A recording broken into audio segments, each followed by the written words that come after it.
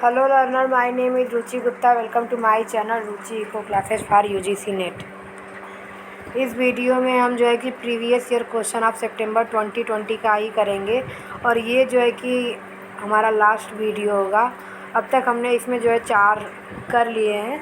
इसके बाद आगे जो है कि अगर आपको कहेंगे तो मैं पूरे के पूरे क्वेश्चन ही कराऊंगी, लेकिन जो है कि अभी मैंने कल जो है सीपी ब्लैकर वाली थ्योरी वाला क्वेश्चन पार्ट कराया, तो थ्योरी भी ज़रूरी है, इसलिए जो है कि हम आज एक क्वेश्चन करके इसके बाद आगे चलेंगे। एक और चीज़ है कि पहली बार जो है UGC net NTA net economics में पहली बार जो है एक क्वेश्चन पूछा नेगोशिएबल इंस्ट्रूमेंट एक्ट। ठीक, नेगोशिएबल इंस्ट्रूमेंट एक्ट जो है पहली बार हमें जो है पूछा है यूजीसी एनटीए नेट जबकि हो रहा है, या यूजीसी नेट जब से हो रहा है तब तक जो है कि इसने नेगोशिएबल वाला ये चीज़ नहीं पूछा था। और इससे रिलेटेड जो है 2 क्वेश्चन पूछे थे। एक पूछा था कि ये कौन से एक्ट से आता है, ठीक, तो एक्ट 138 है, और एक है कि ये किससे रिलेटेड है, तो ये चेक बाउंस और जो है कि बिल एक्सचेंज इससे। तो अगर, क्योंकि इसके चांसेस है नेक्स्ट पार्ट में भी आने के, क्योंकि ये पहली बार क्वेश्चन पूछा गया है, ठीक, तो हो सकता है कि वो दोबारा पूछे, दोबारा ना भी पूछे। तो अगर आप चाहते हैं कि मैं इस पे वीडियो बनाऊं तो आप जो है वीडियो को कमेंट करें, कमेंट सेक्शन में कमेंट करें कि मैं बनाऊं, और जो है उसके बाद फिर ज़्यादा से ज़्यादा लाइक और सब्सक्राइब करें, ठीक, क्योंकि हो सकता है कि ये पूछ दे, हो सकता है ना भी पूछे, क्योंकि पहली बार ये पूछा है। ठीक, तो हम जो है अपना क्वेश्चन चलते हैं करने, ये सब हम कर चुके हैं। फर्स्ट क्वेश्चन देखिए, ये यहाँ से गेम थ्योरी का एक क्वेश्चन है। ये इसका मैं आपको केवल यहाँ पे जो है आंसर बताऊँगी। अभी मैं एक प्लान कर रही हूँ कि मैं आपको जो है गेम थ्योरी का जो है पूरा लेसन लेके आऊँ, क्योंकि जो है कि आप अगर मैथमेटिकल इकोनॉमिक्स पढ़ेंगे तो उसमें input output model, linear programming, game theory, ये तीनों में से मोस्ट आईएमपी टॉपिक है। बाकी जो इकोनॉमिक्स से मैथमेटिकल पूछते हैं वो तो पूछते ही हैं, लेकिन ये इनपुट आउटपुट मॉडल से, गेम थ्योरी से और इससे, और प्रीवियस वीडियो में तो इससे रिलेटेड जो मैथमेटिकल, लीनियर प्रोग्रामिंग से भी रिलेटेड मैथमेटिकल और इनपुट आउटपुट से भी क्वेश्चन पूछा है। ठीक, और मोस्टली आप हर पेपर में आप उठा के देखिए, लगभग 2014 के बाद से या उसके पहले भी, तो ये उनका फेवरेट टॉपिक है, या बोल सकते हैं one of the most favourable topic या हॉट टॉपिक है। ठीक, तो ये हमेशा इससे क्वेश्चन पूछते ही पूछते हैं, जिसमें मैंने 2 टॉपिक तो करा रखे हैं। इनपुट आउटपुट मॉडल, आप जा कर के जो है मेरे प्लेलिस्ट में जाएंगे, आपको इनपुट आउटपुट मॉडल का जो है पूरा वीडियो मिल जाएगा। ठीक, और लीनियर प्रोग्रामिंग का भी जो है आपको जो है प्लेलिस्ट में जाएंगे तो वहाँ पे भी वीडियो मिल जाएगा, किस तरीके से इसका इक्वेशन जो है सेटिस्फाइड करते हैं, मैक्सिमाइजेशन फंक्शन कैसे कांस्टेंट बनाते हैं, सारी चीज़ें क्या जो है इसका कंडीशंस होता है दोनों में, वो सारी की सारी चीज़ें जो है आपको जो है वहाँ पे प्लेलिस्ट पे मिल जाएगी। बाकी बची है गेम थ्योरी, तो मैं गेम थ्योरी को प्लान कर रही हूँ कि मैं इसका भी एक जो है कि सीरीज़ बनाऊँ, जिसमें मतलब जितने भी वीडियो में होगा, जितने भी पार्ट में होगा 1 2 3, वो मैं डिटेल में बनाऊँ, क्योंकि इन तीनों ही टॉपिक में सबको डिफ़िकल्टीज आती हैं, इसलिए मैंने 2 टॉपिक तो करा रखे हैं। आप जाके चेक कीजिएगा, मैं तीसरा गेम थ्योरी कराऊंगी, तो उसमें जैसे ही वो तैयार हो जाता है मैं आपको जो है उसका वीडियो बनाऊंगी, तो उसका सॉल्यूशन, मैं इस क्वेश्चन का सॉल्यूशन विद एक्सप्लेनेशन मैं वहाँ पे बताऊंगी। यहाँ पे मैं केवल आपको जो इसका आंसर बता दूंगी कौन सा सही है। ठीक, the solution of the following game is given by, ये हमारा प्लेयर ए है, प्लेयर बी है, इनकी जो वैल्यू है। ठीक, तो यहाँ ऑप्शन दिया हुआ है, value of the game equals to 2, तो गेम की जो वैल्यू आ रही है सब में आप देख ही रहे हैं 2 है।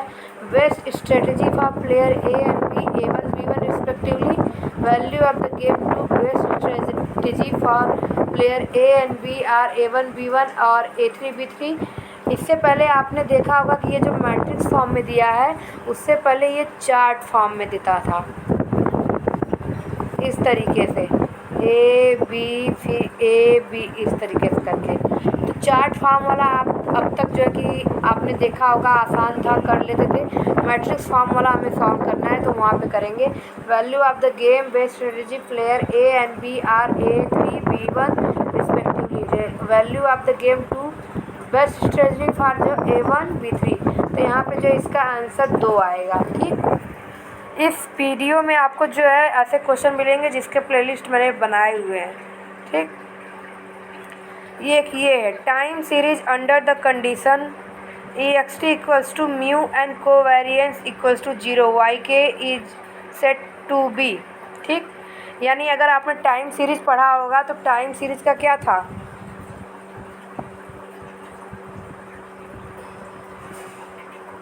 yt प्लस yt माइनस 1, ठीक, प्लस रोटी। ठीक, इस तरीके से होता था इसका इक्वेशन। आप जो है कि OLS को समझिए कि OLS क्या होता है। ठीक, ordinary list square method. OLS में जो है कि प्रॉपर्टी होती है ब्लू। इसका भी जो है एक टाइम सीरीज़ का जो है वीडियो मैंने बनाया हुआ है, वहाँ पे आपको strictly stationary, weakly stationary, stochastic क्या होता है, सारी चीज़ें आपको मिल जाएगी। ठीक, तो ब्लू जो होता है इसका मतलब होता है बेस्ट लीनियर अनबायस एस्टिमेटर। ठीक, ये इसको जो है कि गॉस मार्कोव थ्योरम की प्रॉपर्टी भी बोलते हैं।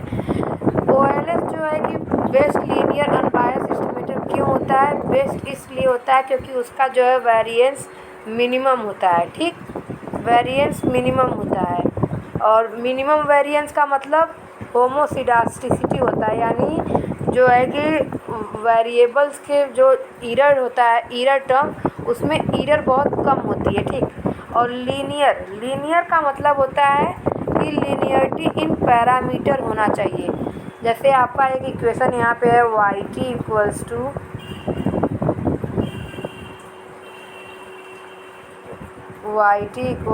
β1 प्लस β2 xt प्लस ut, इस तरीके का इक्वेशन है। तो ये इंटरसेप्ट टर्म हो गया, ये स्लोप हो गया, ये एरर टर्म हो गया। ठीक, तो ut एरर टर्म हो गया। तो हमारा β2 क्या बताता है कि हमारा एक यूनिट जो है xt में चेंज होने से yt में कितना चेंज होगा, ये हमारा बताता है β2। तो इसमें जो है पैरामीटर हमारे होते हैं β1 और β2। ठीक, और ये वेरिएबल होता है xt और yt वेरिएबल होता है। तो कंडीशन ये होता है कि हमारा जो है लीनियरिटी इन पैरामीटर होना चाहिए, यानी यहाँ पे इसके पावर 1 हो सकता है, 2 होगा तो ये जो है OLS को फॉलो नहीं करेगा। ठीक, ये बहुत ही इम्पोर्टेंट है। ठीक, अभी मुझे याद नहीं कि मैंने OLS का बनाया है या नहीं बनाया, अगर नहीं बनाया तो मैं इस पर भी बनाऊँगी, लेकिन हाँ प्रीवियस ईयर क्वेश्चन मैंने OLS के मैंने ज़रूर कराए हैं। आई थिंक वीडियो भी बनी हुई है, आप प्लेलिस्ट में जाके देखेंगे, या जो है इकोनोमेट्रिक्स के वहाँ पे बनी हुई है, मुझे याद नहीं है अच्छे से। ठीक, तो उसके बाद अब जो है ये बेस्ट लीनियर हो गया। अनबायस का मतलब होता है कि एक्सपेक्टेड β1 है इक्वल्स टू β1। आप ऐसे समझिए कि हमारा जो है कि एक्चुअल पॉपुलेशन हम म्यू से दिखाते हैं। ठीक, और जो है सैंपल पॉपुलेशन को जो है मीन को हम इससे दिखाते हैं एक्स बार से। ठीक, तो ये सैंपल है, ये एक्चुअल का है। तो अगर ये सैंपल वाला एक्चुअल से मैच करेगा तभी तो हम बोलेंगे कि ये सही है, हमने कैलकुलेशन सही करी, सही पैरामीटर हमने लिया, जो है कि हमारा जो डाटा है वो हमने सही तरीके से लिया, क्योंकि हमारा जो है कि ये सैंपल जो है वो हमारे एक्चुअल पैरामीटर को जो है पॉपुलेशन को रिफ्लेक्ट कर रहा है। तो उसी तरह क्या होता है कि अगर हमारा जो है पैरामीटर जो है ये एक्सपेक्टेड पैरामीटर हमारे एक्चुअल पैरामीटर के बराबर होता है तो हमारा अनबायस एस्टिमेटर होता है। ठीक, इस तरह से अनबायस एस्टिमेटर होता है। तो इसमें एक कंडीशन ये होती है कि हमारा जो मीन होता है वो कांस्टेंट हो, वेरिएंस भी कांस्टेंट हो, लेकिन कोवेरिएंस हमारा 0 होना चाहिए। ठीक, कोवेरिएंस हमारा 0 होना चाहिए, ये हमारा दिखाता है। और कोवेरिएंस क्या होता है कि हमारा जैसे कि t और t प्लस k एक ऐड हुआ, या आप बोल सकते t-1, यहाँ पे एक ज़्यादा है एक कम है, तो हमारा जो है कि कोवेरिएंस मतलब correlation between the variable depend upon the k at lag value k। हमारा जो टाइम सीरीज का कंडीशन क्या बोलता है, टाइम सीरीज का कंडीशन ये कहता है कि हमारा टाइम सीरीज स्टेशनरी तब होगा जब हमारा मीन और वेरिएंस कांस्टेंट होगा ओवर द टाइम, और जो है कोवेरिएंस हमारा डिपेंड करेगा एट लैग्ड वैल्यू अपॉन के।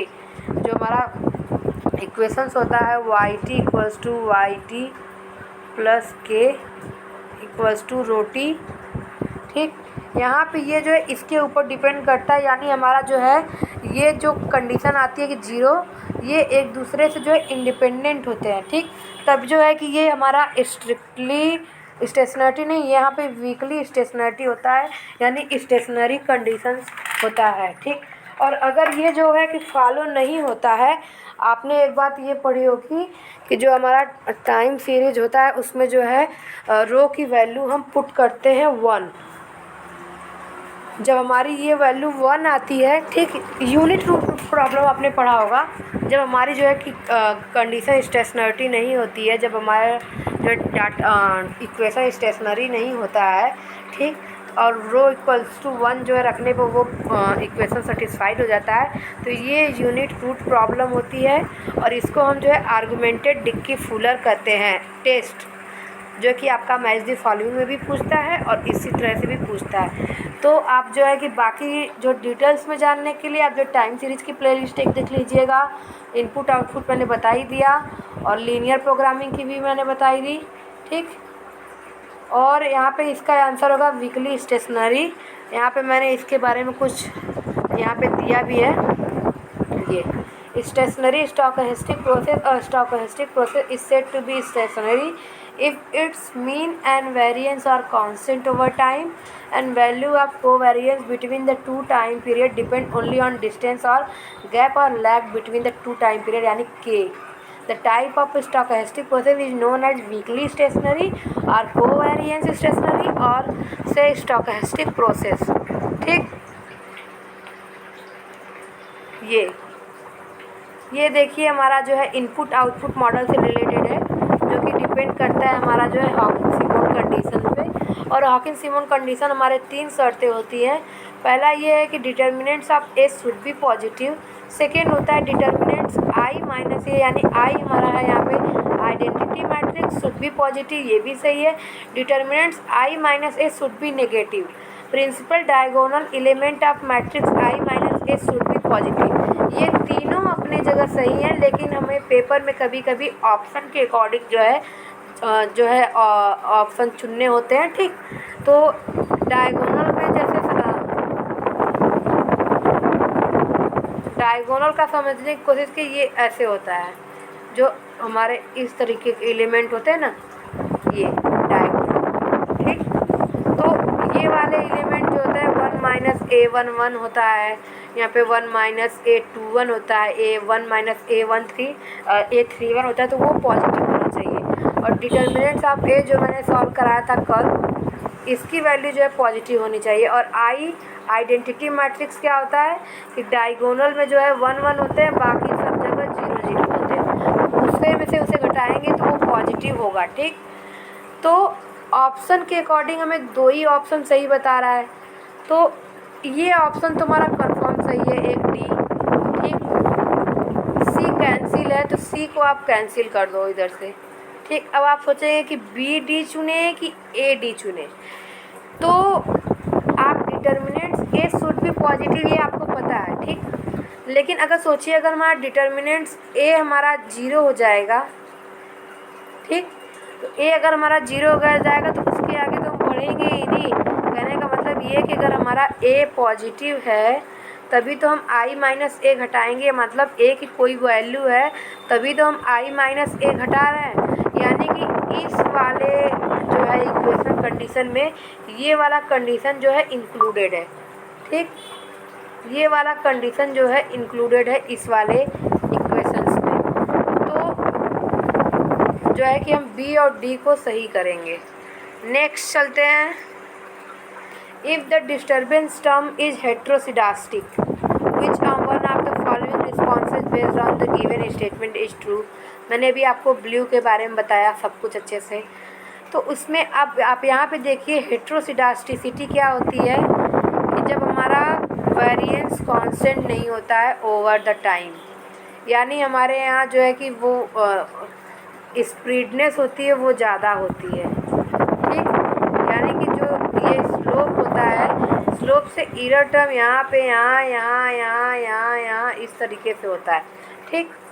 तो ये प्रॉब्लम होती है। तो हेट्रोसिडास्टिसिटी को रिमूव करने के लिए हम GLS generalise least square method और WLS weightage least square method को अप्लाई करते हैं, ठीक। लेकिन इसने पूछा है कि अगर हमारे डिस्टर्बेंस टर्म में यानी ईरर टर्म में या UT में, ठीक, अगर जो है कि हेट्रोसिडास्टिसिटी है प्रेजेंस और हम उस पर OLS अप्लाई कर देते हैं तो हमारा रिजल्ट क्या होता है। क्योंकि अगर आप जो है हेट्रो को जो है रिमूव करके OLS करेंगे तो हमारा जो प्रॉपर्टी ब्लू आ जाएगी। लेकिन यहाँ पे जो है हेट्रो प्रेजेंट है और उसके बाद भी हम उसको रिमूव किए बिना उस पर जो है OLS अप्लाई कर रहे हैं, ठीक। तो हमारा रिजल्ट क्या होगा। तो इसके लिए आप याद रखिए कि हमारा OLS होता है unbiased, consistent and do not have minimum variance. Minimum variance बिल्कुल भी नहीं होता है, बाकी सारी चीज़ें हमारा OLS की प्रॉपर्टी होती है लेकिन मिनिमम वेरिएंस नहीं होता है। तो OLS एस्टिमेटर आर बायस्ड, ये गलत है हमारा। OLS estimator do not have the minimum variance property, ये सही है। Test of significance based on the OLS estimator will be incorrect. OLS estimator are inconsistent, ये भी गलत है, ठीक। तो B और C हमारे यहाँ पे सही है। अब हम ये नेक्स्ट क्वेश्चन पे चलते हैं।